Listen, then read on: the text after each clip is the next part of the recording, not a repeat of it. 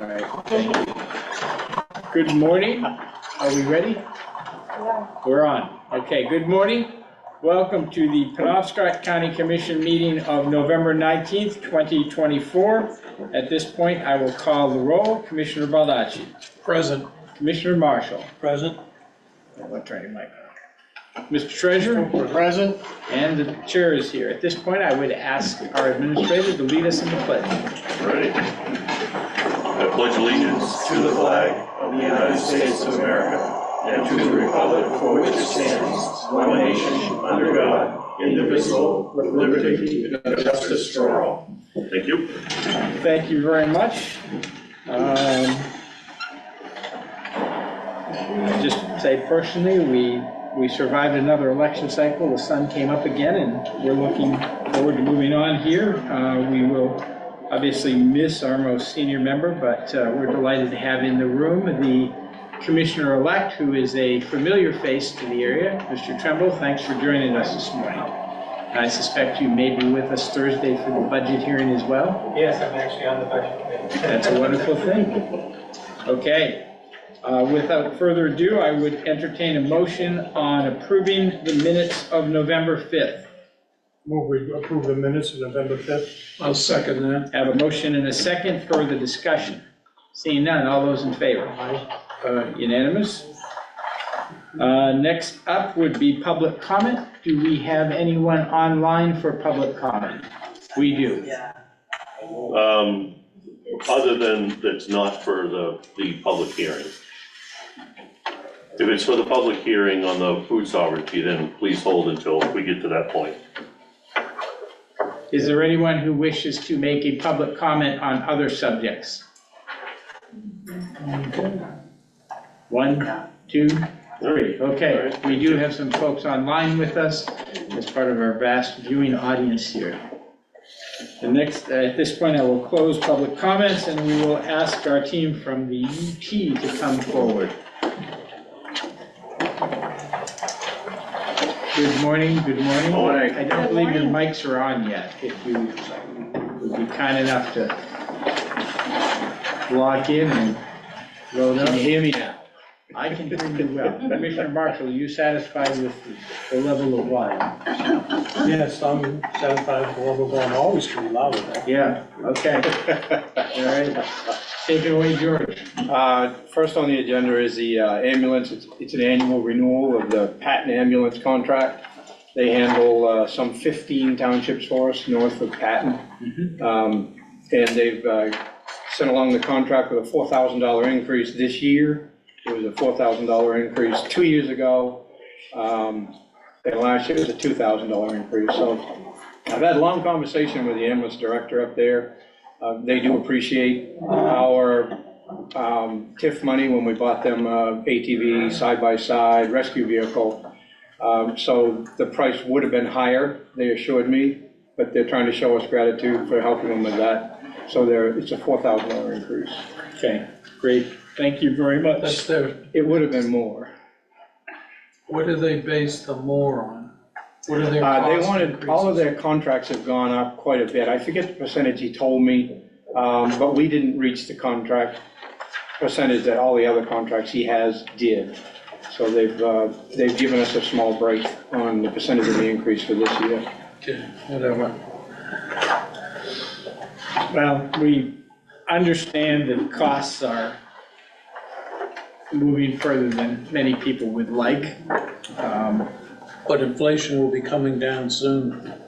There certainly is that potential, and I think, just from our standpoint in the future, we're looking at how we can anticipate what our costs will be. So I don't know that our strategic plan committee is looking at the UT yet. I don't think that we've got to start small, and then we'll see where things go from there. We've built in an increase every year in those annual ambulance contracts, knowing full well there's going to be an increase. Yeah. We've come close, but we haven't always hit it on the mark. Yeah, we appreciate your diligence on that. At this point, I would entertain a motion on accepting the new contract with Patton Ambulance for coverage in the UT. I move we approve the patent contract. We have a motion. I'll second that. Have a motion and a second, further discussion? Seeing none, all those in favor? It is unanimous. Next up, Just an informational note, it's not on your agenda, but the town of Webster Plantation voted last night, and they voted 18-10 not to deorganize at this time. Now, they can't do another vote or attempt to deorganization again for 3 years. oh, okay. Well, So will you have to revise the budget for the? I will, we'll have to pull the numbers out that we put in there, those Okay. assumed numbers for that, and then we'll send the budget on to the state. okay, great. Well, thank you for that. At this point, we're a little ahead of what we had for the hearing, so out of respect, I think yes. We did have an attendee say they wanted to speak at public comment if we were Okay. able to go back. I guess gotta since find a we had a filler. little bit of time, but yes, who do we have? Beatrice Lattimore. Beatrice Lattimore, okay. Ms. Lattimore, if you would like to address the commission, we would welcome your comments.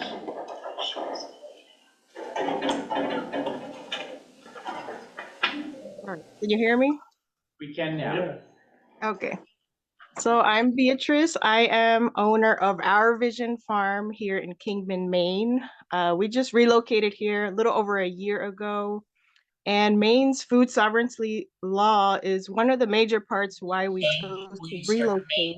Wait a second. This is related to an item that is having a public hearing, so if your comments are related to that, I would ask you to hold off until we are ready for that. It's going to be 9:15, which is what we advertised for the hearing. So I appreciate your being here, but we would like to save content for the agenda item. Okay, that's fine. Thank you. Thank you. Okay, anything else you would like to tap hands on? We've been extremely fortunate, I guess you could call it that. We haven't had to plow or sand north of Millinocket this year, and last year, by this time, we had plowed and sanded 3 times. So we're having a pretty good season so far, or at least the contractors think they are. So, and all the sand's put up in all the sheds but one, the Grand Falls shed, and they're in the process of putting that up, hopefully by the end of this week. Were all the road projects that you wanted completed? All the ones that I hope to get done, except one ditching project, were done this summer. So we can do that in the spring. Oh, okay. All right, So we had a good year, construction-wise, pavement-wise, we had a good year. So even last week, while I was enjoying the beautiful 90-degree weather, I was hearing rumors that it was in the 40s and 30s back here. Nothing done up in Millinocket with plowing or sanding? No, we got lucky. Yeah. Yeah, we've had a good year. Takes 3 or 4 inches to get done. No, it takes ice, which we're seeing these days you get ice, which is probably what we're gonna have at the end of this week. If it's gonna rain, sleet, or snow, it'll be ice. So we'll be out this weekend. and everyone's kind of, in the contractor world, prepared for. They're all prepared. We've got everybody's paperwork back but one. So we're working on that. We've seen his equipment and talked to him at length, and he's getting things inspected and getting the paperwork back to us. It meets a contract. Super. Okay. Would it be appropriate for us to do the PRCC? Sure. Well, It would if they were here, Oh, good which I was point. just looking, Okay. thinking you could do the warrants if you we wish. could. Why don't we address the warrants that are in item J of our agenda? Move to approve the warrants in item J of our agenda as listed. We have a motion regarding the warrants, and we have a second. Any further discussion? Well, maybe we should discuss it a little to eat up a few minutes. Well, or we could always talk about Thursday night's activities. I think there's a couple of adjustments the administrator was telling me about. Let's take the vote first, Yep. unless you have a particular item you would like to No. speak about. Okay. Seeing none, all those in favor? It is unanimous. At this point, Mr. Administrator, do you want to Yeah, add any just a reminder, color commentary? Thursday night is our annual budget review. And your binders are all updated, including a few additions. Last year there were some requests, and I actually had, it was kind enough, Mr. Fournier, to stop by and remind me that I had not included some balance sheet information. Okay, Also the updated Fund 3 capital balances. What else did we do? A couple of capital improvement plans are in there. I believe for EMA, for the sheriff's office, for buildings. They're not perfect at this point, certainly a work in progress, but it is to show some effort towards that regard with some strategic thought processes moving forward. appreciate that, okay. At this I point, think Mary Ann, I think they're still down in your office. So I would recommend if you wanted to take them home, we could either have them brought up or grab them before you leave. okay, so what is in here loose is not that information, there's a It difference. may or may not match depending on what our final updates were or how, I'm not sure what it is you have in your hand there, but the budget book will have your official I don't see what you. documents in it. Okay, Yeah. great. Yeah, what do you have in your hand? I apparently have one package is older notes that I didn't. Yeah, that's probably from prior discussion and progress. And then there is so, the 2024 budget, which has the pie chart and the tax overlay for the. Yeah, I think I gave that to you last meeting to show some comparison to the prior year Okay, and where things stood. Comparison of pie charts to see where the difference between the payroll and utilities and capital expenditures percentage of the budget for each of those years. okay. And we will be starting at 4:30 on Thursday. Starts at 4:30. Once folks get settled in, we tend to get rolling and start it off. Yeah, I'm currently working with the department heads to get a schedule going. And again, I don't see any reason to not go the same process. We'll have the department heads come up. I'm sure there'll be opening remarks by the commission or the chair. Get things rolling, and or the treasurer gonna MC this year, okay? Yep, Love to. So, yep, and we will I'll, be broadcasting as we do the commission meetings, so people who Yes. can't come can Yep. follow Yep. along. yep, departments present, give a quick overview, and then they make it fairly quick. And I'm looking at our UT, just saying, and then to answer any questions. Okay, great. Again, I don't see any reason to move away from our normal process. Let the budget committee review, ask questions, and go from there. Okay, so we've reviewed that. You had something regarding rules on sign-on bonuses? Yeah, I don't think we have enough time, Okay, Chair, to really get into that. all right. Tina, is George treating you okay? Anything you want to share with us? No, Okay, he's good. We're good, all right. I have 9:14, I don't know, Yeah, that clock is, oh, okay. looks like it jumped a little bit, yeah. So at this point, if everyone is comfortable, we can open the public hearing, because I think we will certainly surpass the 9:15 and not prevent anyone from participating. Yep, So at this point, I would open the public hearing related to the food sovereignty ordinance proposed for the unorganized territory only at this point. Yes. George, do you want to summarize what you have and where you got it from and who looked at it? We've been asked by several residents of the unorganized territories to go ahead and try to put this ordinance in place so that they continue to do the business the way they've been doing business before state law change. We sent an original or a draft document to our lawyers to review, and they came back with a lot of major changes. So what you see in front of you has been reviewed by Rudman and Winchell, and their recommendations fit the Is it document. in front they of have. us? I didn't see it in. I don't know that we have Yeah, it if you in our could book. get copies for us, because we don't have it. under public hearing, Under public hearing. It's in your Yeah. book. I've got a copy. You do? Public hearing? I'm sorry, yes, we do. If you look Okay. under public hearing section of your, Okay, yeah, thank you. okay. So to summarize, we've given this public hearing opportunity for the residents to speak either for or against this ordinance and in hopes that we learn today which direction we need to go to please the general public. Great. Okay, thank you for that. At this point, I think we can open the official public hearing. The way this will work is we will allow individuals to speak first in favor of the ordinance, secondly, in opposition to the ordinance, and third, if you have comments neither for nor against. So if there is anyone in the audience that wishes to speak in favor, we would ask you to come forward. There's a microphone here, and we would allow you to have up to 3 minutes to make your presentation. I do not see Why don't we anyone start? moving, Yeah. so why don't we start online? Yeah. The First Lady, Beatrice Yep. Latimer, if I'm correct. Yes, hello. Yes, thank you for joining us, and thank you for holding your comments for this period. Okay. So the main points I wanted to make was that this ordinance would allow small farms like ours make value-added products that feature things like our fruits, produce, or in some cases, dairy, honey, herbs, etc. And our unorganized communities, especially, are very rural, as you know. There's very little food options, grocery options, and for me as a chef, there are no commercial kitchens available for rent.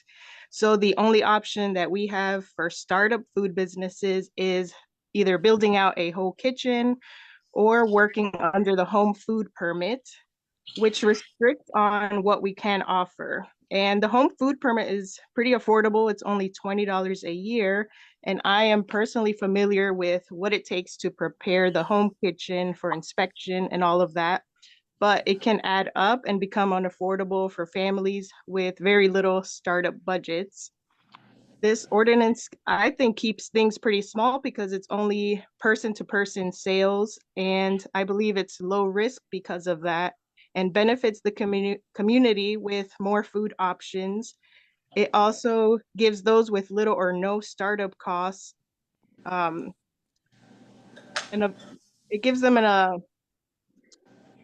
opportunity to test their products pretty much and decide if it's worth expanding out and doing the whole kitchen licensing. It could be the start of something that will become commercial, benefit the economy, create jobs. I see it as equal opportunity for entrepreneurs, farmers, and giving people freedom to choose who they want to support and who they want to buy their food from. And I would like to see this pass for, especially for us in unorganized towns, because we are so rural. And I feel like it allows small farms to make more products and attract more customers and motivate them to travel all the way to us because we are pretty much in the middle of nowhere. So the more products that we can be able to make, the more customers that will travel us to our farms and support us in that way. Okay, thank you very much. Any questions from the commission at this point? I guess I would ask, what would you be able to do under this ordinance that you're not doing now? The home food permit allows us to do things like baked goods and jams, but they put more rules on things like pickled items, things like hot sauce and things like that. You have to get those recipes tested, which costs a lot of money to get each recipe tested. And then the home food permit also doesn't allow anything that requires refrigeration. So things like pumpkin pie, cheesecake are not allowed under the food permit. You have to rent a commercial kitchen. So this ordinance would allow us to do more products like that. Do you consider there to be a reduction in food safety with this ordinance? Yes.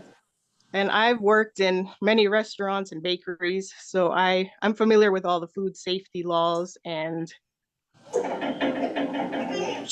So you believe there would be a reduction in food safety if this ordinance was passed? no, Are there any trainings or licensing that would be required by individuals prior to them being able to sell products direct to consumer? with the food ordinance, there would be no licenses. Okay, thank you. Commissioner Marshall, anything on your side? No, I was just, one of the things I was curious about and wanted to confirm is that all of these are going, all such transactions are going to remain subject to the state inspection licensing pursuant to Maine revised statute. So that was one of the concerns, and that's obviously been addressed by the ordinance here. I'm not sure that's accurate, because I think the ordinance says that they're exempt from licensing except in certain areas. So that's the concern, is that what she's saying is they want to be exempt from licensing in most of these transactions. Section 4 addresses that on the Yeah. first Yeah, page. 4B, yeah. All right, thank you, Ms. Lattimore. Appreciate your time and your comments. Do we have others that wish to speak? Yeah, I have more on the list. Is there? Are there individuals in the room that wish to speak in regards to this ordinance?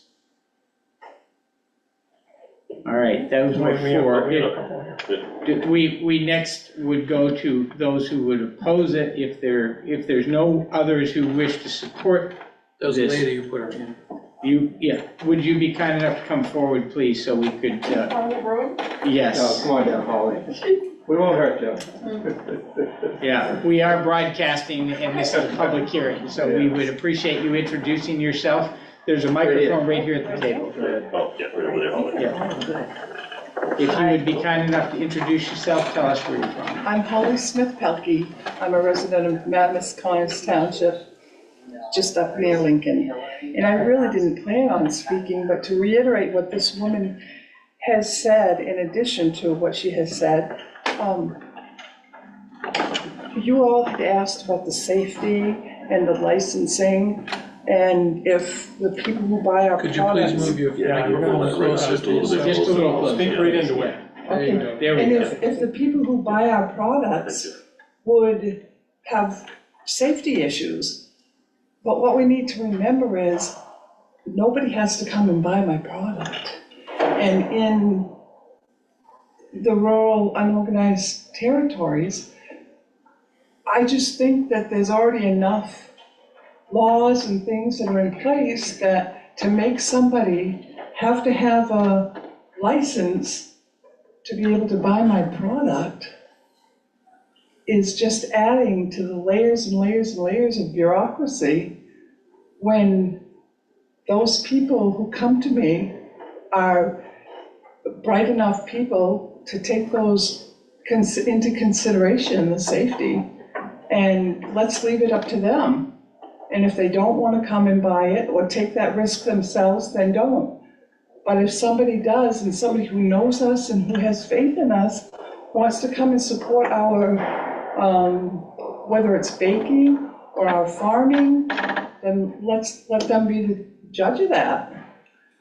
You can give food to anybody for free, but when you're selling it, so what happens if somebody gets sick from one of your products?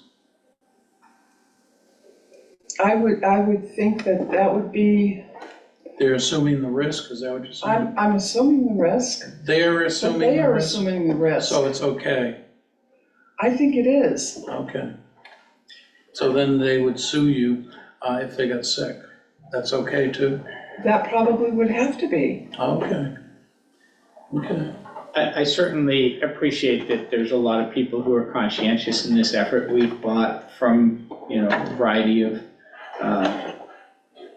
craft fairs or activities that go on at certain times of the year, and, we do accept certain risks, but we're not always talking about the folks who are conscientious when we're discussing these type of things. We're talking about the fact that we're opening the doorway for others to participate that may not be as conscientious in how they apply safety standards in preparation for refrigeration and maintenance. And that's, I think, one of the major concerns is a presumption when things are for sale that they are for sale with certain levels of safety. And I sense that you and others who have come forward have that same commitment. Absolutely. But we are setting a precedent that allows for a variety of people to walk through this, and we don't know what the consequences of that would be. I guess one of my questions, if I may, and you may not be prepared to answer this, is are we allowing people to sell these at farmers markets and other gatherings where access to refrigeration or proper safety standards may be in question? I guess that would depend on how the ordinance is written. Yeah, and I think that's why the public hearing is helpful to us to understand some of these things before we vote to finalize an ordinance like this. So I think many of us may be sympathetic to what you want to do, but we have a responsibility. I remember when I was in the JCs, one of the lines in the creed was, government should be of laws, not of men, which is one of our duties in elected office to carefully consider this. So I hope you understand we're not opposed to allowing people to exercise their rights. We just have to be cautious how we do that. Sure. Thank you. Do we have other comments or questions from the commission? Thank you. Thank you for being with us here today. We do have another individual online. Shay Martin. I'm sorry? Shay Martin. Shay Martin, okay. Good morning, Shay. I think you're still muted if you... Yeah, he is. Looks like it's a phone rather than a... Yeah. Yeah, if you can hear us, you still... There we go. There you go, yep. You may proceed. Okay, thank you. I would just like to point out, I hear all about the safety. You know, you realize you hear the E. coli about the organic carrots. I mean, it's going to be part of a risk. And nobody in their home, like bakeries, are going to be doing this. This is something that they have a desire in their heart to, you know, provide great service with, you know, good quality foods that you really have a hard time finding at the store nowadays. It's all big business profits in the stores, and they add, you know, corn syrup to everything, and they add all this other, you know, ingredients that, you know, fillers just to save money. I personally live in an unorganized, and as you well know, in 2017, Maine passed the nation's first right to food amendment, which I believe the state of Maine is wanting and encouraging small businesses, mom and pop farms, to go ahead and sell directly, you know, to the consumer. I believe they're encouraging it. I've been trying to get a food ordinance for probably about a year now. It was Bill Plunker in Knox County who originally directed me to Dave Marshall, which has been, you know, really and Tina and Bill and everybody, a huge blessing getting this started. My husband and I personally have a hobby of honeybees, and our honeybees are registered with the state. So we're not like trying to, you know, get out of anything. What the state was requiring for licensing was to have, it's just my husband and I, we had a small house. They want like a dishwasher. They want all these little requirements that honestly we don't have. So some of the stuff, and for honey, it does not even have to be processed.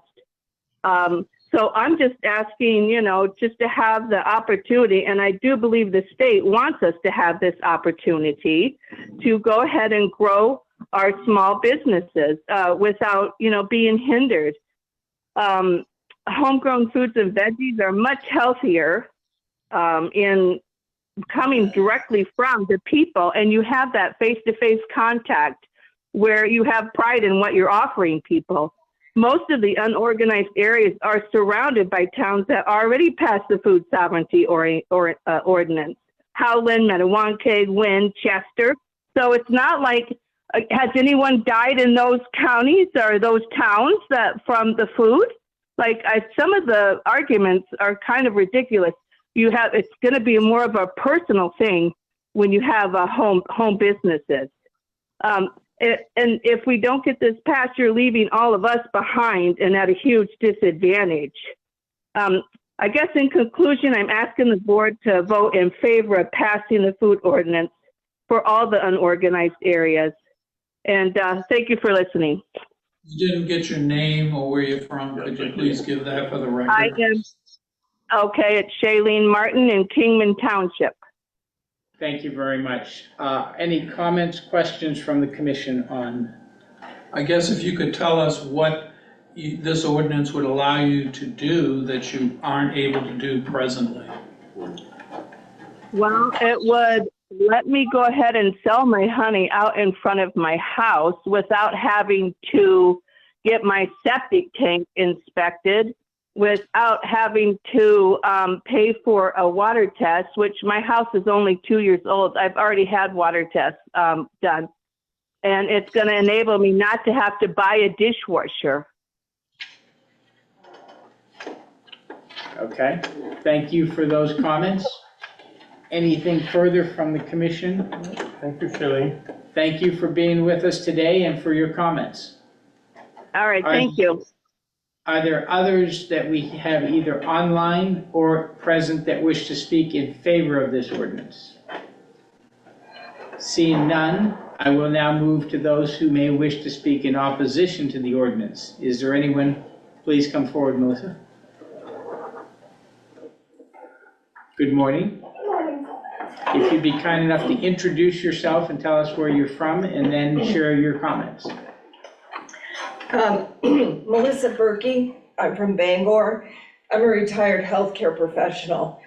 So I think I'm more against it than for it, but I have some questions. It's confusing as to which document you would be voting on. So there is a local food sovereignty ordinance that was prepared based upon, if I'm not mistaken, what other counties, Aroostook, have done for their unorganized territories, George. So you would be voting on not the rewrite with the lawyers.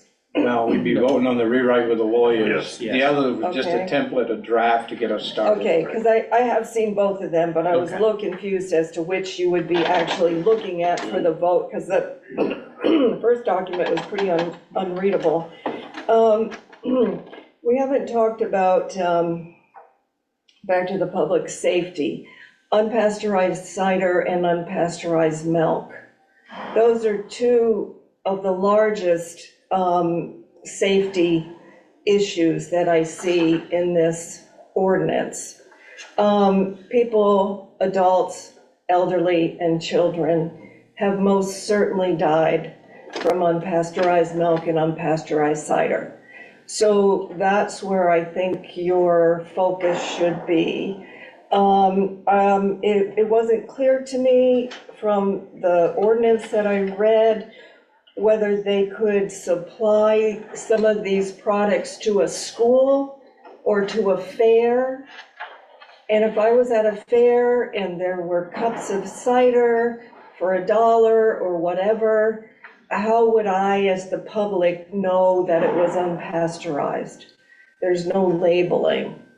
If there's no labeling, if there's a container that I buy that says unpasteurized or, that type of thing, then at least I know that as a part of the public. And I don't think we should rely on the intelligence of either the farmers or the public. I mean, that's sort of moot to just make a gamble that everybody understands that, one day I'm living in Bangor and I'm taking a drive in the country and I pass by this honey and I say, hey, that looks pretty good, I'll buy some. I wouldn't know that this woman doesn't have a dishwasher. And I'll tell you right now, I'm not buying that if that woman doesn't have a dishwasher. I'm sorry. I think that's a problem from a public health perspective. I'm a retired nurse practitioner.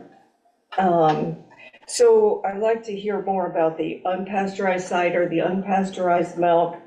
I think I understand that meat would still be inspected. And let's see, and then just finally, who would be responsible Again, back to who would be responsible for a death, an illness, a hospitalization. A child could be hospitalized for 3 weeks and not necessarily die, but they could be severely ill. Will the county be sued if you pass this ordinance? Thank you. Appreciate your comments. Thanks for being here. Any others who wish to speak in opposition to the proposed ordinance? Seeing none at this point, I will allow anyone who wishes to make comments neither for nor against the ordinance to share their comments. Do we have anyone left online that appears okay? So at this point, I'd move to close public hearing. I have a motion to close the public hearing. Second. Have a second. All those in favor? Public hearing is closed. At this point, we've had a number of comments. I think it behooves us taking some time to review this before we have our final vote. Okay, so we will schedule that in the future after we've perhaps pursued some information on these comments that we received today. Thank you for bringing this forward. At this point, I believe we have another hearing. If we have our annual public hearing for the marathon and a half in Millinocket. We've been operating on this amusement ordinance for quite a while now. I don't know how many years, 7 or 8 years. So it's largely attended, and it's largely attended with a population like that with little known problems out there. So I think they've done well to control their marathon and a half over the years, so we haven't had any real problems. Great. At this point, I will open the public hearing. It's past 9:30. Are there any individuals either online or present who wish to speak in favor of the proposed permit? And no one is online, okay. At this point, I will ask if any are present who wish to speak in opposition to the proposed permit. Seeing none, I will now ask if anyone wishes to make comments, neither for nor against, related to the permit. I would just comment that it's been a great event in Millinocket, been great for the region, and we certainly should be supportive of their efforts to pull this together. Thank you. And I assume, since the sheriff is with us, there are no concerns from this public safety, and we provide resources to this event. Okay. All right. If there's no further comments or questions, I will close the public hearing. And at this point, I think we are prepared to take a vote. I'd move to, go ahead. I move we approve the special permit. I'll second that. So we have a motion to approve, again, the special permit for the Millinocket Marathon and a half. No further comments? All those in favor? It is unanimous. One Okay. last piece of work. We've always waived their $50 permit fee for that application. Okay. I don't know if you want to do that again this year. $50 could really bring our budget down. It could get us below 9.65554. Okay. I guess I will entertain a motion if there is one I to, move we waive the fee. we have a motion to waive the fee. I'll second that. Have a second. All those in favor? Aye. Thank you. Here we go. Thank you, George. Thank you. Director, Deputy Director. And I believe probably EMA also provides some services to the marathon as well as the sheriff. Communication tower, I think. Yep. Okay. Are we at this point ready for the signing of the contract? I believe we are. All right, gentlemen, if you would like to join us at the front, we would appreciate that. We will be taking up the signing on the Penobscot Regional Communications Center contract for the new 3-year cycle. And I think we'd like to express our appreciation to you all for the work you did to come up with a resolution and a positive move here. Absolutely, thank you. We appreciate it as well. And when you're done, John, if you have any comments you wish to share, we'll certainly provide you that opportunity. So is this this is the supervisor contract, or? This is the PRCC, both line and super, yeah, they're together, yes. They work well together. Thank you, gents. Would you gentlemen, just for our vast viewing audience, be kind enough to introduce yourselves? Absolutely. John Nuttall, AFSCME Council 93. My name's Kenneth McCarthy. I'm a supervisor up to the Penobscot RCC and the union vice president. Great. Well, gentlemen, thank you for being here. Any observations that you would like to share at this point? I'd like to thank the county commissioners. It was a good process. I appreciate it. Yep.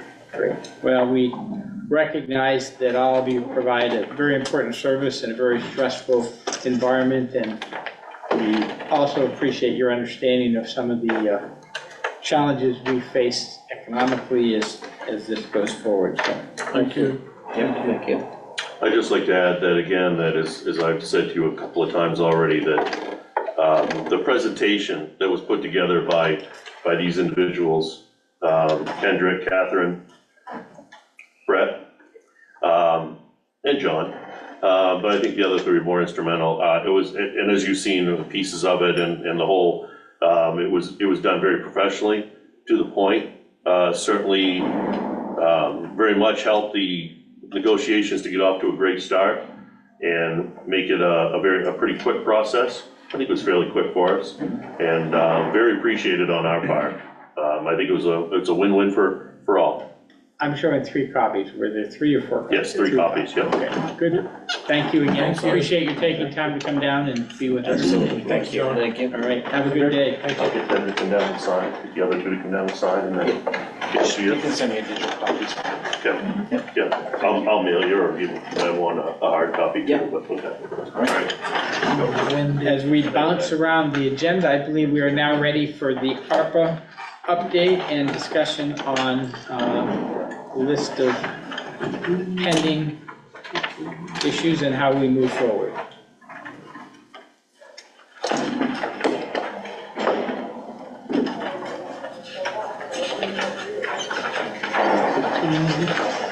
Good morning.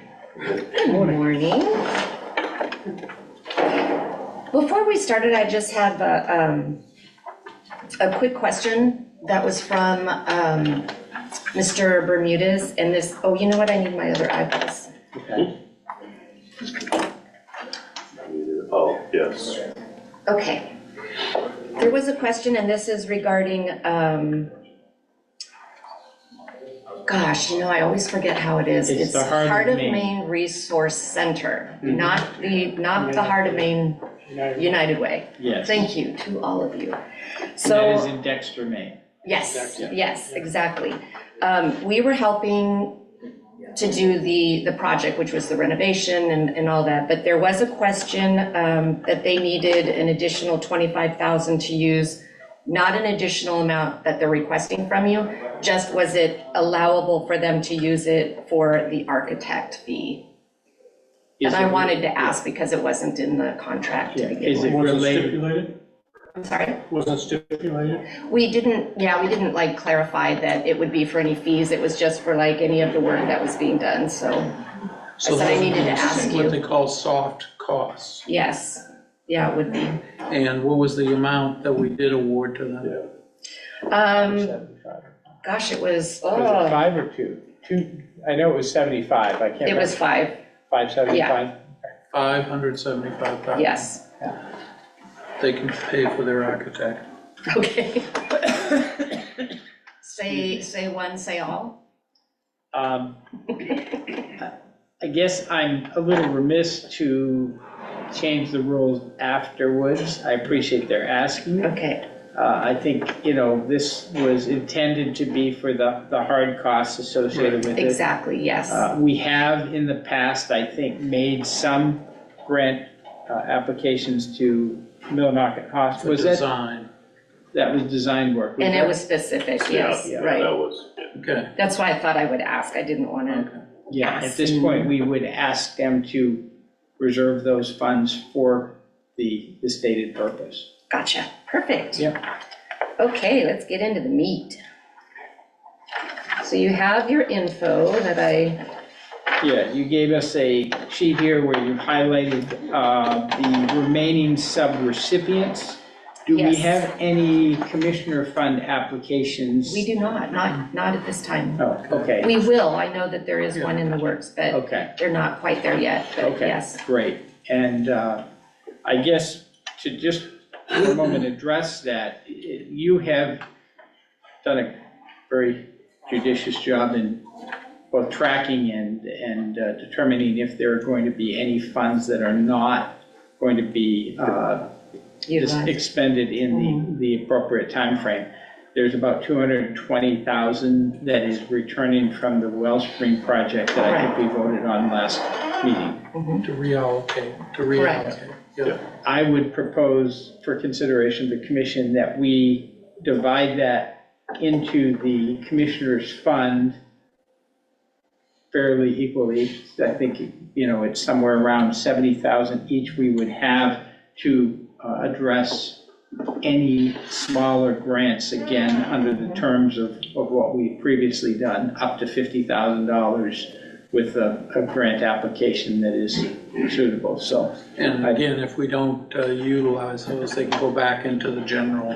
Right. But that's. But whereas we want to give people time before the end of the year, I think today would be a good day to make that decision if we wanted to do so. So I would entertain a motion, if that was appropriate at this point, to allocate those funds from the return. So moved. Second. And it's approximately 220. 219, wasn't it? 220. 220. Okay. So you can short me 1,000 to give these guys or so if you want. Yeah, I'd second that. Okay. Okay, so All we're right, gonna add so- it back to Yeah. the commissioner's fund, If and I may, then, I've got to have a motion voted on. okay, go ahead, sorry. So I have a motion and a second? Well, that's to go to the commissioner's fund, right? Correct. Right. Yep. Yep. I have a second. Further discussion? Seeing none, all those in favor? Okay, thank you. Yep, There, all there you right, go. proceed if you will, please. Millinocket Regional Hospital. So Wait, one Oh, more question on the okay. commissioner's fund. So if that's the case, when do you want to get back together? Because we have till December 31st, so we're gonna want to reallocate. Yeah, We have like say 30 days or, yeah, I would say that we will make that decision by the last. like mid-December? Yeah, I would say that they have to, by December 10th, get us any requests. Okay. And that will give you time. I think that's, Yeah, you should have everything finalized in the first meeting, or not, well, all information finalized so that you can make a decision. Mm-hmm. And that leaves the last meeting if you need it for any official action. so in December, we are scheduled usually to meet the 1st and 3rd of the Correct. month. Yeah.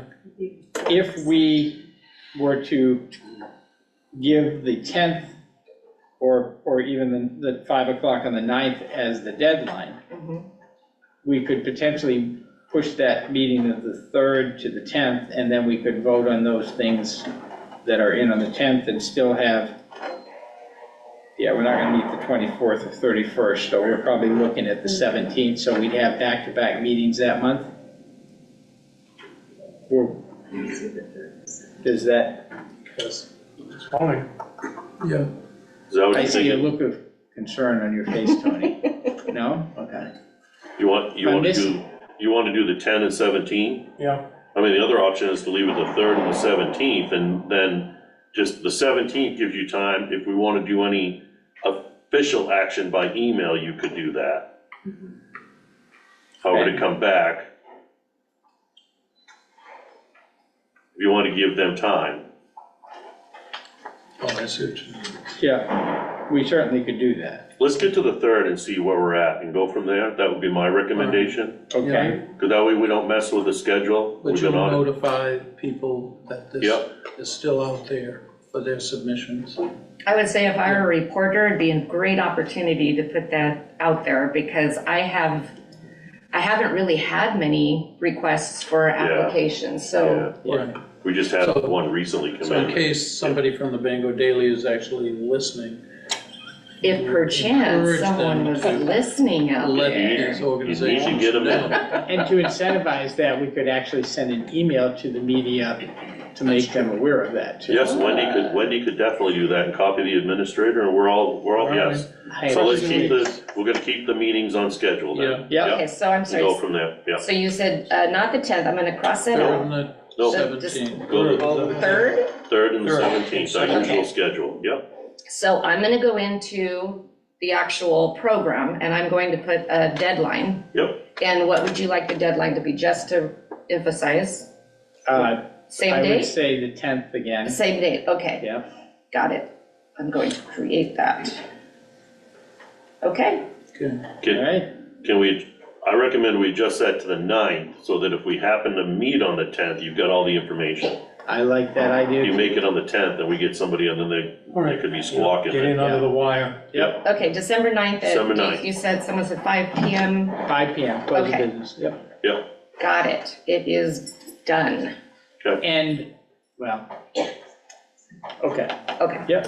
I'm just thinking if it were to come by mail and was postmarked to arrive by the 10th, we might. you can take it up later after that, yeah. I'm Yeah. just thinking with the time frame that we have to dispose of or reallocate the remaining ARPA funds, I think we still are honing in on what the needs of the county are, Right. which is, I think, Right. where most of the commission, if not all, Right. was focused by the end of this year. Right, But this gives municipalities another yep, shot, or organizations another shot, if there's a Christmas wish list. Commissioner Marshall, you have a lot of hustling to do, huh? I'm sorry. I said you have a lot of hustling to do. okay. Well, Okay, that fell flat. Next. I'm ready. Okay. Millinocket Regional Hospital. They want a CT scan. Mm, Commissioner Marshall, you have some thoughts on that? yes, I did meet with the doctor, Peterson, yesterday. I want to get a status update, first of all, on the new emergency room they're creating that we funded, partly funded. And that's going to be starting tomorrow, which is Wednesday. They're under a 15-day waiting period. The 15-day waiting period ends tomorrow for approval, a comment period. And they have been recommended for approval. And we anticipate a contract will begin right after that period. So that was the first thing I was concerned with. Also, I wanted to check with him on the update on the cost of the CT, the CAT scan.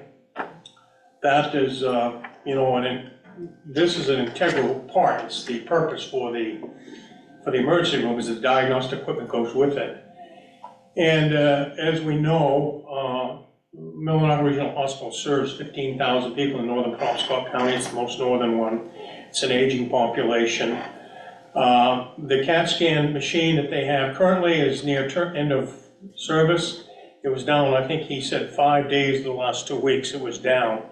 They had to send a couple of patients down to Lincoln for CAT scans in Bangor. In these situations, when you're dealing with an elderly population, somebody has a medical event, and you don't have the means of diagnosing what that is with a CAT scan machine, time is of an essence. And so the CAT scan machine is critical. It's a critical part, and it's a critical part of the future of that hospital. So today I'm prepared to make a motion to we fund to some degree that project.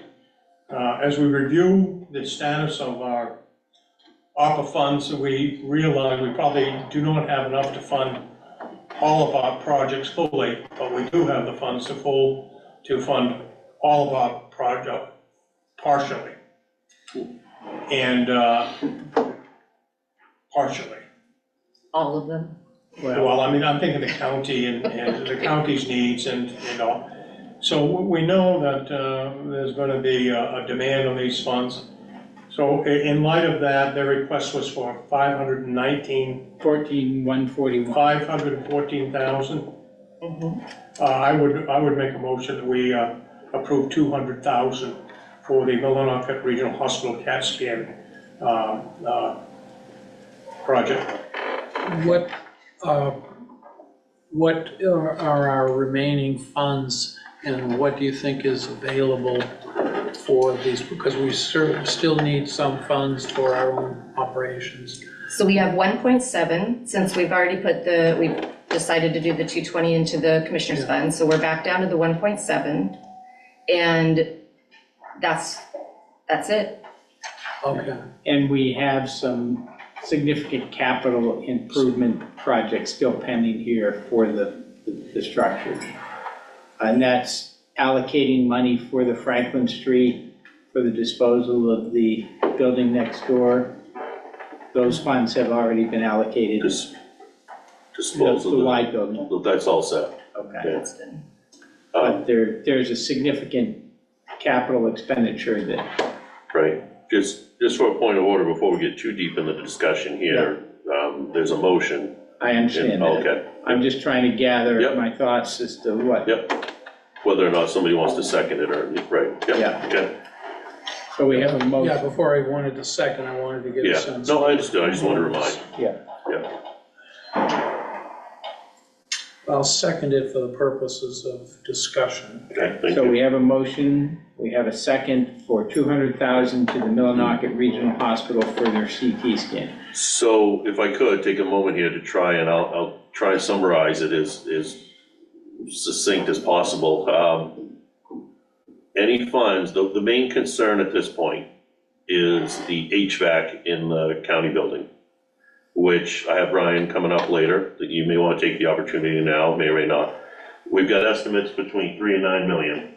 If I'm recalling I'm thinking it's somewhere How much? 3 and 9 million. It's probably somewhere in the middle, which doesn't surprise me with in talking with them and knowing the history of this building. That's this building. That's this building, and I believe the annex, it does not include the jail. So this building primarily uses heat pumps, doesn't it? Right. This is replacing with a ventilation system rather than heat pumps. Heat pumps have proven successful, unsuccessful in certain areas. Again, that's an area we may look at options. I'm just giving you the Okay, overall I would view just say, summary. I would hope we don't Right. get to ventilation. Right, which so is- you got 3, you got 9, somewhere in the middle is 5-ish. All right. So I'm telling you that because obviously that there isn't that amount left. Right. However, whatever amount is left, that would be my recommendation amongst all conversations, that's where we invested in. I would hope we don't go down the road of ventilation systems. Because the maintenance, the cost, that's where you put in ductwork all through this building. That's one of the great things of getting rid of was the heat pumps. You can replace heat pumps, but anyway, separate. We've got obviously needs in the county. Yes. I guess my only question is, what can they do to make up whatever we don't give them? How is that? Was there leasing a CAT scan initially to purchase, or was it? No, they own the current CAT scan they have. No, but I'm saying the one they want to buy.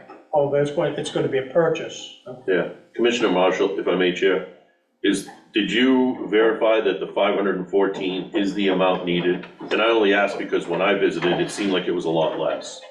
So I didn't talk to him exactly what the request was.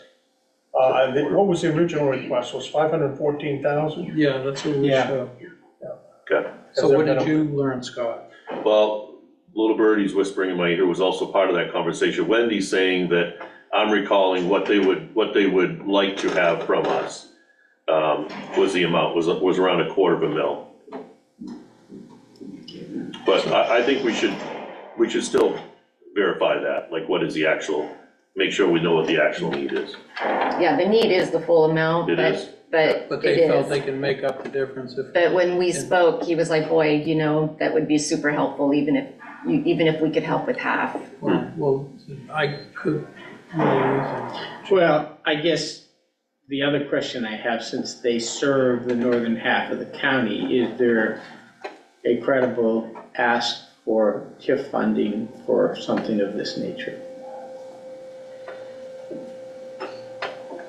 unfortunately. That's the room. Look at he's gone, yeah. That's where it has to show the benefit to the residents of the UT. I mean, I would think that we could just. I'm not sure getting $0.25 but. No, No, no, Yeah, I but wouldn't, part- yeah. I wouldn't anticipate the full, but if we were to consider somewhere between 150 and 200,000 here, could there be some matching funds from the TIF program that could go towards this project? Yeah, I think we all know possibly. So if I could I recommend, only because there's a motion on the floor, Yes. is that we take a vote on the motion, and my recommendation would be to move beyond the motion and have a discussion on each one, so that you can kind of parcel, if you're all coming to an agreement, rather than There's another decide on one without, if you make a decision on one, without going through the others. all right. I would, just for talk, Yeah. as you do that, I would be Yep. supportive if we went to 150, but also supported another 50 from the TIF fund. Yeah, that's, To get them to 200. So that's where I'm thinking, it's not a motion, it's just, Yeah. so we can go to the next. At this point, because we have a motion on the Right. floor, we don't want to go too far, why don't we entertain a motion to table action pending some more information that we need to gather? I'd move to table. Okay, I have a motion to table. Good. All Yep. those in favor? Perfect.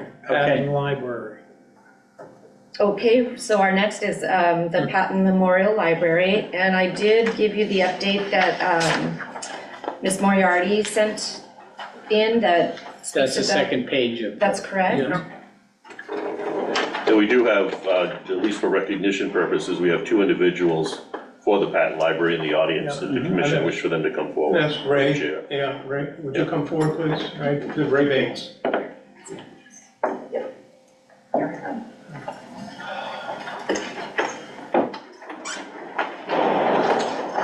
Ray, I did try to answer you, but your filter spammed and kicked me out twice. darn, I So, hate that all right. filter. I just want to let you know I wasn't being rude.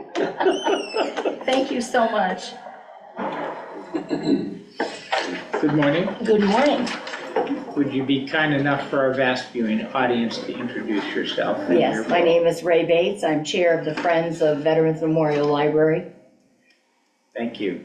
So we have some information that I believe you provided to Ms. Dana regarding what you have raised to date from different sources and what the potential balance due to start or complete the project would be. That's true. Yeah. We've also just begun our capital campaign, and it's interesting to me, and as David probably will appreciate this as an educator, one of 40 years and still in education, it's amazing to me how our young people who are alum of our region have stepped forward and are working diligently and saying we are not going to let this CDS fund be returned. We will make this happen. And so they're doing things across the state, and in fact, with other states as well, because of the vast alum we have. And their, what they feel is a strong foundation educationally that has put them in a position to be young entrepreneurs and who have done well. So we don't have definitive numbers at this point, but any donation that you're able to give to us, any contribution is not insignificant, although I do believe when one looks at our budget, one would say, oh, this is an insurmountable task. And it really is not. There's a tremendous amount of dedication behind this project. If I may, what is your timeline to begin construction of this project? Well, we would, at this point, because of the season in which we are, it will probably begin in the late fall, early spring. We've talked to some of our alum who are in contracting, and although we do have to abide by the USDA's bid process, they advise us that we can begin in early spring with the groundwork to get ourselves headed in the construction phase. And completion would be predicated on a timeline or a goal of financial? It's predicated on funding, of course. But we are, as I said, we've begun this preliminary work, and we'll be headed out again in January. Okay. So, I think our concern, I don't want to speak for my colleagues, but if we were to make a commitment, that the amount that we have is probably going to be less than what you're requesting because of some of the needs we have. right, and also, if I'm interjecting here, and I Go beg ahead. your pardon, we've reduced our building by 4,000 square feet. So we've responded to that need. We're leaving space for an addition if at some point that ever becomes a possibility. But we have reduced with retaining the essence of the building. For example, we had 4 telehealth rooms and private conference rooms. We've reduced that to 2. Is one small example of the reductions that we've made in our facility.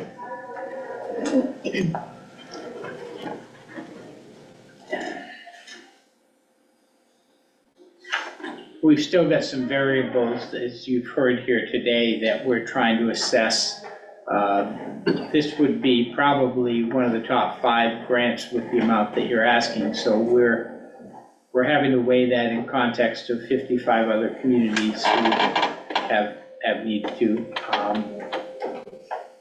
I don't know if there are other questions or comments from the commission. I think I'm uncomfortable making a decision today until we get some of these final numbers back, so we can have a hard understanding of what the county's overall needs are. I can see support for some amount, but nowhere near the request of 1.1 million. Right, see we us. understand that, and that's also, we've reduced again, I apologize. No. We've reduced so our overall construction for our portion was at 3 million. It's down to 1.1 because we reduced 4,000 square feet. Okay. We still retain the 3.9 million from the CDS funds, but it reduced our portion. What does CDS require for matching funds outside of their commitment? Is there Probably already met. I'm not Local sure. match, is there a local match that CDC required? You can get this from donations, contributions, ARPA funds. Right, I guess we're looking for a percentage that is required under the CDS. 1.1 mil. Okay.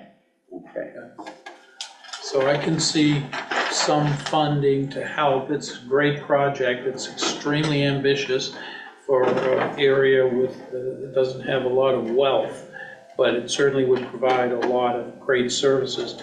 It's just based on our constraints. I mean, I can see something in the range of $150,000 toward this. If that doesn't do anything, then we should, but if it all helps. Yeah. And it does. It shows that faith and I think it would be contingent on the project coming together. At a certain point, there'd have to be a time where we'd have to know, are you really gonna break ground? Is this really gonna happen? But Wendy could help us with that. But I'm saying I could be supportive of To meet certain thresholds. Yeah. Yeah, just quick math here. From what you have raised from private donations, Sewell, the Aroostook County Commission, you're somewhere around 300,000, a little over 300,000 towards that 1.1 million that you need to satisfy CDS. correct. Okay. And we do have a donor who will let us know next week. We've got, Haley Ward has costed out each individual room for us, and they have, they're looking at the 500,000 for the community center, which will probably come in over a year or two. They will divide that over a year or two.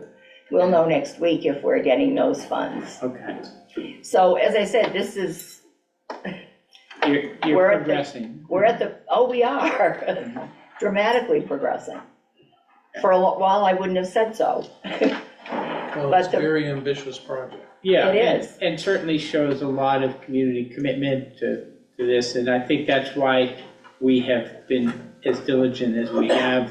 We don't want to just dismiss something outright, because you can understand, while for Patton, this is an incredible opportunity for the region, it is only 1,000 population compared to where we have tried to allocate funding in the past. And I'm just speaking for myself, District 2, Southern Penobscot, there's been a significant proportion of monies going to the other 2 districts, and I try to think of my communities Of course. in this as we all rightly should at times. But you've certainly made a strong case, and I think from this standpoint, we're probably going to wait on any action until we get closer to the deadline. So I'm not sure that is helpful, but I don't want to speak for the other 2 commissioners either. I would add that because we are the Northern Katahdin region, we do represent over 4,000 people. And when we're looking at the fact that the contact station has been completed, the anticipated visitors to that, and we look at the influx of visitors that we're having, we have a local lodge owner who had started she and her husband started their business based on a business plan that they got advice from Lucas St. Clair on before they would proceed to buy a family business. And not only did they purchase it, but they have reinvested thousands of dollars, tens of thousands of dollars in that business. And the people who are coming to visit, it's an amazing, if you sit at the table and listen to who's there.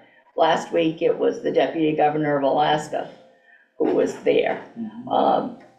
Gerard Butler, I think his first name is Gerard or Gerald Butler? Gerard Butler. Gerard Butler. That's where he stays when he comes there. And his contributions to the area and the things he's built in along the Penobscot River and what will be coming It's a great, the things are happening there. They are It's a happening. great- And so not only does it benefit our community, but it It's beyond benefits, that. it's way beyond that. Yeah, in recognition of that, that it's not just Patton itself, it's the greater area that has impact. I'd also note that Aroostook County, even though Patton is in Penobscot, Aroostook County Commissioners have allocated $7,500 as well in recognition of that regional appreciation that you offer. They have. Well, I appreciate your taking the time to be with us and share this. I know you have great passion for the project. It shows. And regretfully, I don't think we're ready to take an action today unless. Well, I'm ready to take, I think if we can put in conditional thresholds, I'm prepared to make a motion. And I think Commissioner Baldacci, you mentioned 150,000 threshold, is that? Yeah. Then I would move that we approve $150,000 to the Patton Memorial Library, and if we need to revisit this conditional threshold, do you want to speak to that?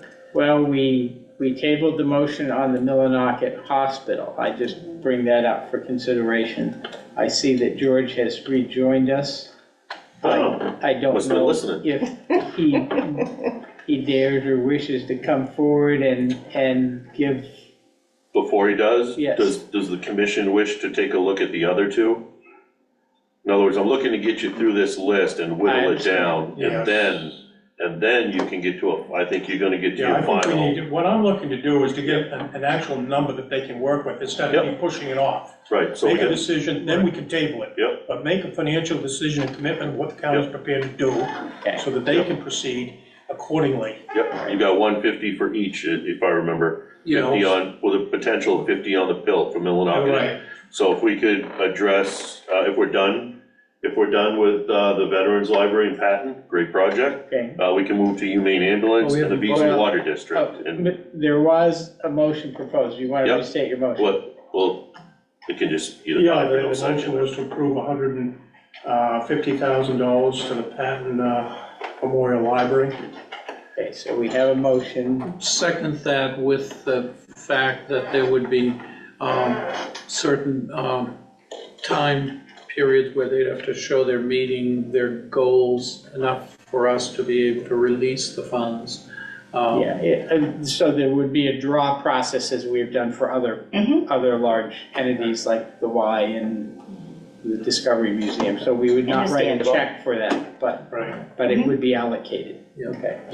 So we have a motion, we have a second. I accept the modification of the second. And do we have any other proposed motion at this point to table this, or are we, because we've tabled the hospital? We'll go back to the hospital after we're done, I think. Okay. So do we want to bring George forward for further discussion? You need action, you need to take final action on this one, right? No, if we're discussing it, I have a question regarding TIF, that's why. Okay, that's, As it relates to the Pat Memorial Library? Yes. oh, okay. George, would you George, be yeah, willing to come forward here? So I'm just trying to understand the process. We tabled the hospital. Stay? yeah, I was gonna say stay for, yeah. Okay. George, if you would. Bring me up to speed, I guess. So we had discussion related to ARPA funds, and the issues before us are a request from the Millinocket Regional Hospital for $514,141. We have a motion which is currently tabled to give $150,000 of ARPA funds to this project. The question came up as to whether, because of the regional nature of the hospital, it would be possible to acquire any TIF funding for this project at Millinocket Regional Hospital. And the amount That's of originally the amount of around 50,000. We've set a precedent already. We gave them $20,000 out of TIF money some time ago when they were designing the ER. But it was based off a percentage of usage. In other words, enough unorganized territory residents would use that, and we use that basis. And if you're looking at $500,000 and you're only figuring 50,000 a TIF, I think it would be the same. Okay. It'd be the same percentage, and I don't see any reason why you guys couldn't make that Okay. justifiable. That Exactly. makes sense. To that end, looking at the project before us for a patent, is that also of a nature that might qualify for any TIF funding? We don't qualify for TIF. I don't think. Well, You know more than I, but.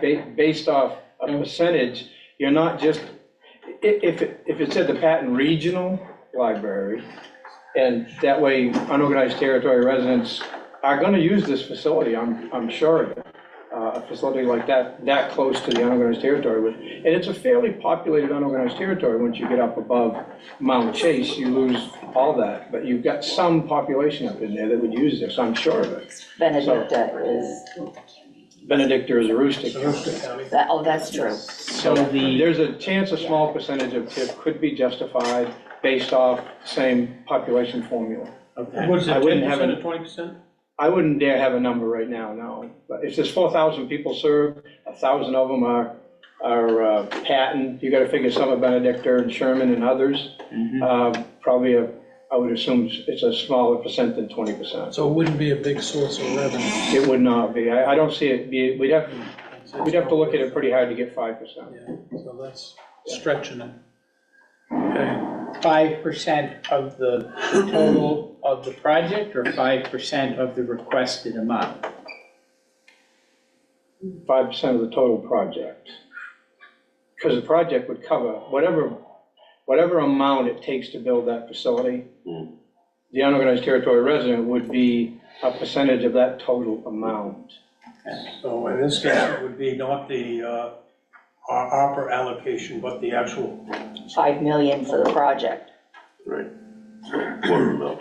I mean, I may be off on that. Well, I don't want you to be. Thank you so much. So I would definitely need to know a little more than I do. I haven't followed the project as closely. I understand.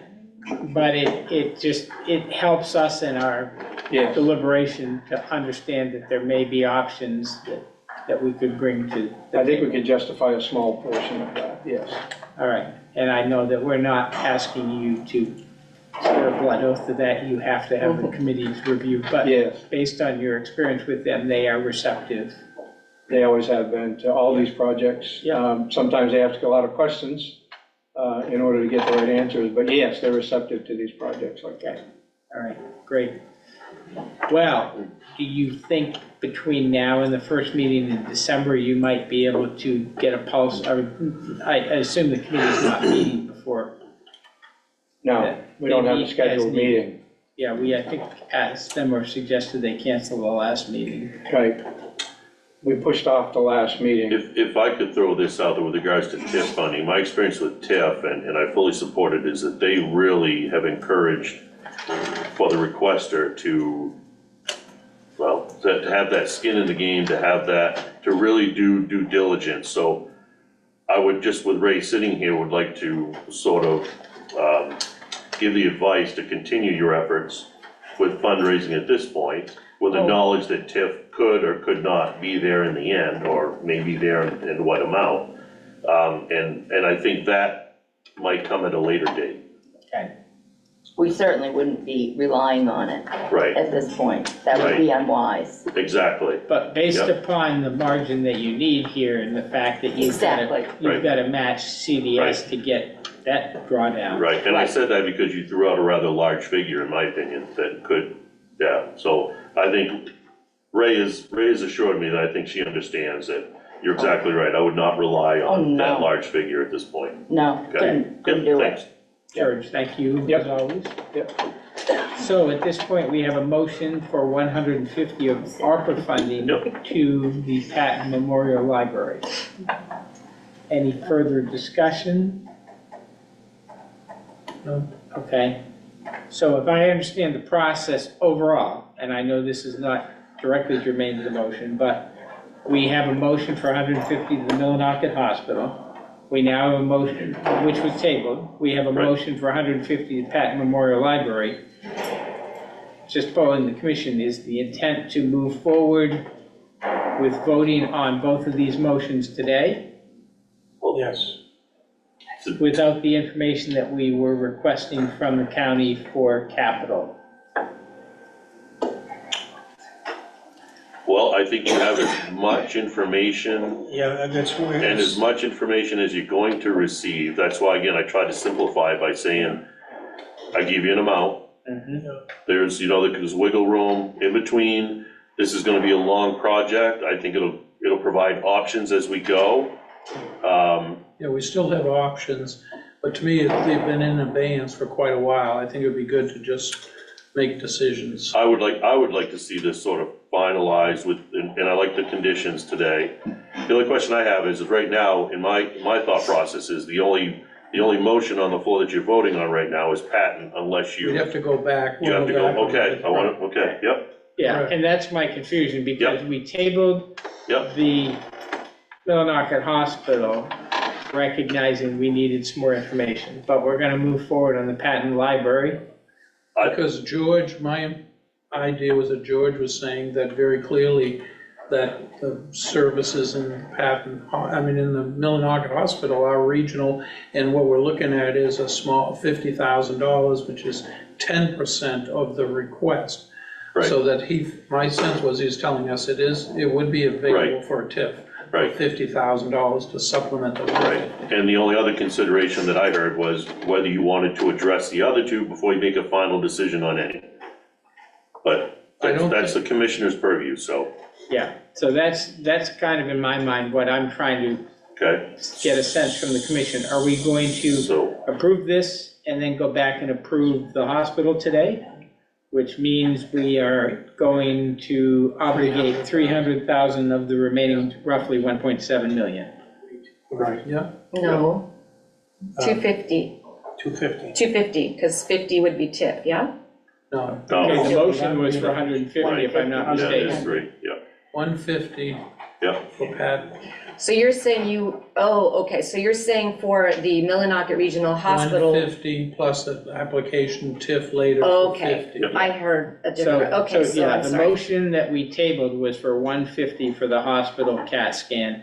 We're now talking about Okay. 150 for the patent library. So that's $300,000 out of the Yep. remaining roughly 1.7, which Okay. drops us down to under 1.5 million. Right? I think at this point, 1.4. 1.4. I think at this point, if the commission all understands, then We Just can move need a forward. vote. Right, Okay, I and you just can want make to, adjustments if it looks like there's some errors or other funding. that's the other thing, you can always come back and Right. adjust, just, But you at know, least gotta we do it should give officially, these but, organizations the ability to know, here's what we've got. I mean, right. okay. So the motion before us is $150,000 of ARPA money for the Patton Memorial Library. That may change its name to the Patton Regional Memorial Library. Further discussion? Seeing none, we prepared for a vote. Okay, all those in favor? All right, thank you. So Thank you so much. you are quite welcome. Appreciate your Thank you time for and your thought. diligence. thank you. I'd move that we remove from the table the request from Millinocket Regional Hospital. Okay, we have a motion to remove from the table. All those in favor? Thanks, Ray. Before us now is the motion to apply $150,000 of ARPA funding to the request for the Millinocket Regional Hospital CAT scan replacement equipment. Any further discussion? Did David make a motion? No, We have the motion, yes, I'll make and a we motion. made the, we just, For if I'm not mistaken, $150,000. we voted to take it off the table. So now we would be voting on approval of the motion for $150,000. I move this, so move. I'll No, second. we've got the motion. All right? So at this point, if we have no further discussion, Right, so, second, And the only discussion would be that there could be potentially another additional funding from the TIF fund. TIF funds, but this is to vote on this. That's outcome. separate. Yeah, that would be- That'll Yeah. be separate from Separate. this. right. Right. So the motion before us that was just removed from the table is $150,000 to the Millinocket Regional Hospital for their CAT scan equipment purchase. Further discussion? Seeing none, all those in favor? It is unanimous. thank you. Okay, to help Wendy out so that she doesn't lay sleepless at night worrying about the University of Maine and the VZ Water District, do we have any action we would like to take on the UMaine ambulance?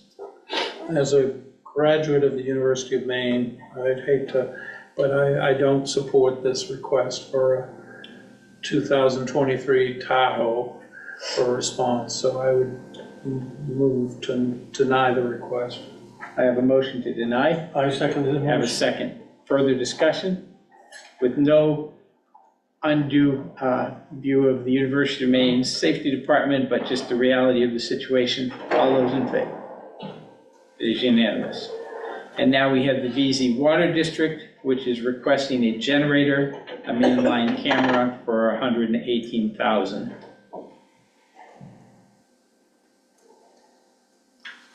That's your district now. Well, yeah. Well, let's hope, before we make a motion, let's Discuss. discuss it. Yeah? All right. Okay, so, As I look at this, we've not been funding everything. We haven't had the money to fund everything, so at best, I would be prepared to support $50,000 to the VZ Water District. do you want to take that out of your commissioner's fund or split I it? wouldn't mind Make doing it that. 49,000. I was just gonna say, if you want to consider that as part of, That is, that If you in modify it to deference be to, 49,000. if that would, I'd be happy to do that. That would be my last allocation. I believe there is one other allocation pending from the town of VZ. Am I correct? I This have is nothing. easy. Another from, the town of VZ has We not have two- made any we have two? application. I think Mr. Leonard had some discussions with you about a proposal, didn't he? For drone? Well, I've seen no application. I have no Okay. application for I that. just, if you're gonna do this, I just want you to consider Well, what may be out there. You've got roughly 71,000. yes, and. So if you did a portion to this, you. And what would was the still- drone? Well, I mean. We don't have the application, but We don't this have is an just application, I mean, so- anecdotal at this point. So you're supportive of, if it was $49,000 toward the Beasley Water District from your commissioner funds, I would support that. Well, I think I would wait, and I would want to table this until I get an indication of just what Beach is looking for here, because they need to make You priority. want to make a motion to do the 49, and we'll table that motion until you can get the information? Yeah, that would be appropriate. Okay. Okay, you do have the information, so I'll let you look at it later. There's other information we need. For Yeah. the drone, there's, yeah, That's what because we there's need to nothing find on the out, table but for that. You haven't got the application from it, I was I haven't unaware that we even had heard one either. Okay, Yeah. well, All right, I'll second the motion So to we have- table. so you have a motion for 49,000 and a second, and then we have a motion to table and a second. So all those in favor of tabling the motion? And the 49 is from commissioner fund allocation. Yes. And that is what was tabled, or no? 49 Yes, is, 49 from the Commissioners Fund. that is tabled. That is tabled. And now I'm gonna go kill myself. Well, when the dust settles, the sheriff's here, he may be a mandatory reporter on that. So, That's it for me, guys. Thank you. Well, Okay. gentlemen, sorry. thank you for your work on this. So we have reduced this now to one tabled item remaining out of your ARPA today, Progress.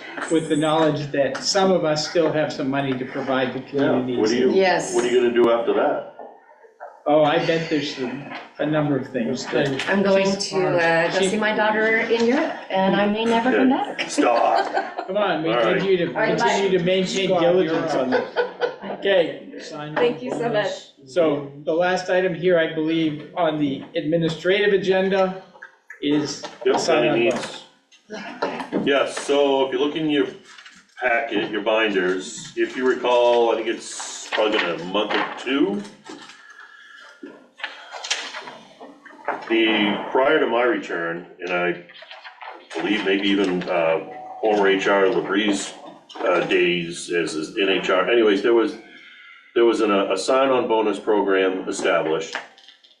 There were very few rules, and it was basically in an email this is all I've seen to date, and Michelle and I looked pretty deep into it. They basically said that former employees are not qualified. So we'll fast forward to the meeting that we talked about. We presented some issues the sheriff had presented, and he's welcome to join up here at the table, in my opinion. Had some conversations about, some questions about people qualifying that had been away for a while. And I was instructed to bring back. You good, buddy? I know. I'm allergic to these topics. I'm allergic to I'm these feeling you, topics. I'll tell you, Yeah, the allergies, it really is, in Florida, I had no issue. You know, amongst the 90 degrees and, oh, God, I probably shouldn't go there. I know you're gonna bring And that the up. football game, and so my role was to bring you options. And so this is what we looked at. If we're gonna just kind of ascertain any sort of, what's the word I'm looking for, exception to this plan, this then- plan. yeah. I chose, as you see in my notes, I chose 3 years. Why? It's more than one, it's a little bit more than, it's one more than two. If there's any separation at all, so that part of your decision today could be to expand upon that. We have an individual, so we have 5 individuals that now qualify. 2 of those individuals, which I agree with the sheriff, they were hired during this program at part-time so that they could get the training. Sheriff, this is where you correct me if I am off a little bit. However, with the intent to be hired full-time once they get qualified. So I think under the program, that once they get qualified, that they should be considered that the intent was full-time and they should receive it. Okay, so that's the last 2, Scoville and Porter. The other 3 individuals all exceed the 3 years.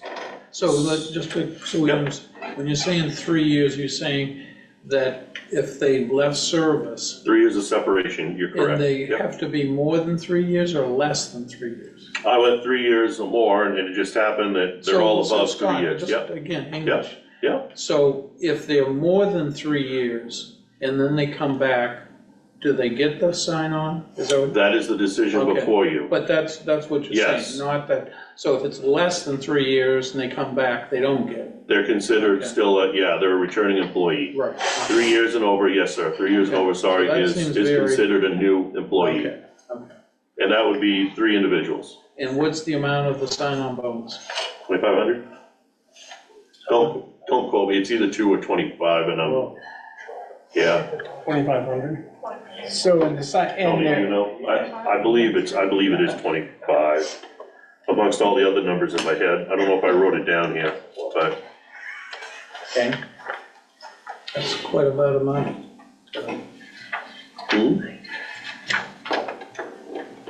so the question before us is whether we want to now set a demarcation line of 3 years. Clarifying it. yes, for this particular, and again, as probably as we get closer to the end of the year, my recommendation at this point would to remove the program, the sign-on bonus, but we can tackle that another day, but. So you're talking about people who've already, it's not for new, you're saying it's just the ones who are in this gray area of whether they get it or not? Yeah, the exceptions would be made for these folks, because it was this year Okay. when they came back. But your recommendation is that that program. We end this program at the end of, based off of the insurances and everything else and status of employees. I think it's good to wrap those up to Yep. be fair to them and, Yes, these folks, yes. right. The only way they fail is if you choose not to make the exception. No, I think that would be fair. I'd be supportive of that, but also the fact that that would be wound down, that program.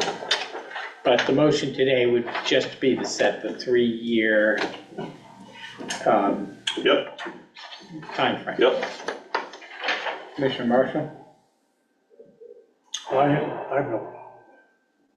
I believe that's the form of the motion. Have you made a motion? I think, I'll make a motion that we approve the plan for the sign-on bonuses for these employees who've already eligible, just to confirm they are eligible. Right. The updated qualifications would be 3-year market. Anything beyond 3 years is considered separation, full separation, and new employee. So those, what I would move to approve that plan. Okay. okay. And that would then memorialize the 3-year, if there were ever a future. If something comes out, you're right, sorry, if something comes out of the woods, we think we've covered it all, but if something comes out of the Going forward, it woods, would be clear that that Yes. expires yes. on December 31st. And at the end of the year, I will bring this back later, I'm not prepared today, but I would like to recommend that we end this, but I haven't had full discussion yet, so. But today, we're just dealing with the Today is 3. today is the 3-year exception. So as long as and that was the intent of your motion, is Yeah. just to deal with the 3-year Yeah. today, Yeah. not to end the program. Right. Although that is your desire. That looks like it makes Yeah. sense, but Okay, I understand that's. so a motion and a second for that motion? Yep. Further discussion? Seeing none, all those in favor? Good, thank All you. right. Okay, we've already approved the warrant. Yep. I So. believe at this point, I think is there executive- anything else that we've missed in our convoluted schedule? You got anything? No. Oh, yes, I did want to bring Brian up, sorry amongst Okay. all the other discussion. Under, we'd already talked about one item as Brian makes his way up here. We talked about the HVAC system. I wanted to have him give you an update on the Franklin Street project. Seemed like there was a third one, Brian, but take it away. Good morning. Good morning. Is it still morning? It still It is. is technically. We've just accomplished so much in so short a time. It's late morning for those who get up early. So Franklin Street, the work continues. The abatement and, the demo and the abatement went great. It was I think it's a good thing that we did the work. It exposed a lot of questions with the building moving forward. I've reached out to the sheriff, and we haven't had a chance yet to go through and see if their original floor plan still is what they want. I've met with the architect already, so he's all ready to start doing some construction drawings.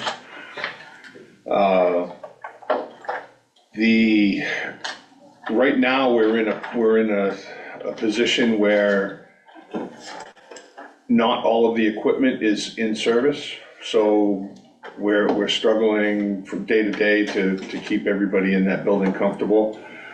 Yesterday, it was the post office's turn to not have any heat for an hour or so in the morning. One of the issues that we are dealing with is we don't know, I don't have an answer yet, whether what they used for the stack for the boilers, if that is still acceptable. And there's some initial concern from the Viessmann people that it's not. So we don't know if it would suffice to put a liner in there or not. We're still waiting for answers on that. Okay. Other than that, everything in that building is going well, according to a plan. And the construction work on the back side of the Franklin Street side and the HVAC were an issue, trying to coordinate the two of them together. But so far, so good. What's the issue with the delay on the liner? Seems like we've talked about that for a while, but. On the stack, Yeah. it could be resolved, and no one has mentioned it to me yet. Okay, I don't know. You reach out and. I know it was mentioned, it was a concern, and with one boiler, one new boiler is in service. The second one is there, ready to go. So, good. Yeah, I will find out for sure whether that's a concern, a remaining concern or not. You're meeting with the architect on the ADA with those steps and how we. Correct. So gutting that area, like I said, revealed some concerns. One of them, in the center of that space, there's a 28-inch elevation difference between one section of the building and the next, with a set of stairs right in the center of that space. That really throws a wrench into everything ADA-wise. You can see where at one time, there were multiple entrances to that space off the street that were closed and bricked over. Right where those stairs are, there is a concrete wall. And the plan is to put in a ramp, an ADA ramp, but we have to make sure we can take that wall out. We believe we can. It doesn't appear to be structural. We're just waiting on a structural engineer to bless the idea. Okay. And then there are also some questions about code compliance and things that either myself or the architect will reach out to the Bangor Code Office and make sure we're checking all the boxes. The stairs from the sheriff's office down into the parking lot, that was a good, it looks good. It does. That was So the person that, kudos to Louis Rosebush from Rosebush Masonry, he did a great job. We've used him on multiple projects since I've been here, and obviously he's in business to make money, but he appears to look out for his clients' best interest. We've asked him to do a few things that would have been expensive, and he's actually come up with options that save us quite a bit of money. So, great. yeah, he's a great guy to work with. He also built the stairs in front of the post office, so if you haven't noticed those being replaced, he did a great job on those as well. Yeah, thank you. Super. Is the equipment still on the Y property? There is one. When do we own that? Soon, I would think, but careful what you wish for. That excavator is probably not worth owning. That's probably why it's still there, but there's one excavator. there's parts of excavators, there's a fuel cell. Without getting into the weeds, there's been some, the person who did the work for Alloy here on site no longer works for Alloy. I think most of the equipment was his own personal property. So when he was an employee, Alloy didn't have a problem moving it up here. Okay, but then no. Now that he's not, they don't want to touch it. And so I haven't heard from him in a while. Should be some communication to the person I to can, give them I can reach back out and I'll copy Brian to kind of push this along. We talked about, so Family drama. yeah, it's the person who did the work has a new phone and I didn't save the number. And yeah, it's a mess. curious. All right. Okay. We generally plow that parking lot. We do. We do. Yeah. So my concern is before the first snow flies I mean, obviously, you're not gonna run over that excavator, you should be able to see No, but it'll that. make it more But difficult. seeing the other pieces all around there, so. It's gonna be there yeah. for winter if you start plowing snow. Yeah. So everything that's like, there's some section of fence that the fencing people didn't take. We'll get up there before the first snow, we will clean it up a little bit, and I'll work with the plowing contractor to make sure he's good. We'll come in off of Hammond and plow the road into the parking lot from both sides. It would be best, I don't want a lot of snow, but, if we had enough where we defined where we plowed and where we didn't, if that equipment remains, Well, we work on that. we'll be fine, but. Okay. Okay. All Thank right. you. Okay. Anything else? Oh, sure, Okay. but I can't think of anything right now. Well, we meet every month, so feel free to come back if you, I'll be around. all right. Great. Thank you very much. And does that conclude our public portion of the I think so. The only agenda? thing I would add, I attended the MCCA and the risk pool meeting last week. And one of the discussions was the deductibles for personal property damage have been at $1,000 per incident for a long time. And there's been a great number of incidents where our drivers were negligent in backing into things, and the county pays $1,000 and the risk pool pays for the repairs. And there was a discussion, and it was unanimous to increase the deductible starting in January 1 to $2,500 per incident. And that will save the risk pool about $100,000. But the sense was to make people driving vehicles and safety things more cognizant that it's gonna cost, it's not something to blow off, that you only pay $1,000. And there's so many backing into things from vehicles of county employees so I just want you to be aware that is gonna be $2,500 per incident. Obviously, they also approved the settlement of a case involving Penobscot County's deputy. And our Register of Deeds, and the Registry of Deeds is introducing a bill to increase fees for registry documents and surcharge, because I think they're a little naive about how it will work in the legislature, but there's so many mistakes when you record documents and they don't add up to the right amount. It's $22 the first page and $2 for every page. So people make mistakes, and then the registry doesn't record the documents until they come up with the $4 more that they missed. So the registrars are introducing a bill to say for every document, it'll be $45. Okay? Oh, no matter number of And pages. that's tax liens, that's one-page documents and then they want to increase the surcharge for restoration to $5 a document. I think it's $3 now. And it was like, good luck, okay. So they're gonna have them talk to the Association of Realtors to see how they think, and also the Maine Municipal, because these towns that come in with 50 tax liens, well, you just charge that to the taxpayer. when you record the lien, when they pay it off, now the recording fee will be $45 instead of 22.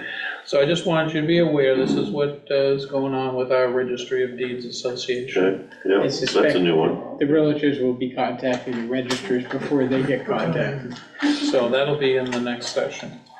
So anyway, that's all I got. Cool, Okay, thank you. thank you very much for your diligence. We'll miss that free legal advice that we get. It's gonna get expensive. I don't know if your successor will consider going Dan to law has school or business, not. business experience, business advice. I give you free legal advice. And he'll give you free legal too, very free. Okay, we'll get what we pay for, right? So, without further ado, are we ready to move into executive session? Believe so. I'd move that we go into executive session for labor negotiations and then an acquisition of real property. Have a motion? Have a second? Any further discussion? Seeing none, all those in favor, we are going into executive session after a short break.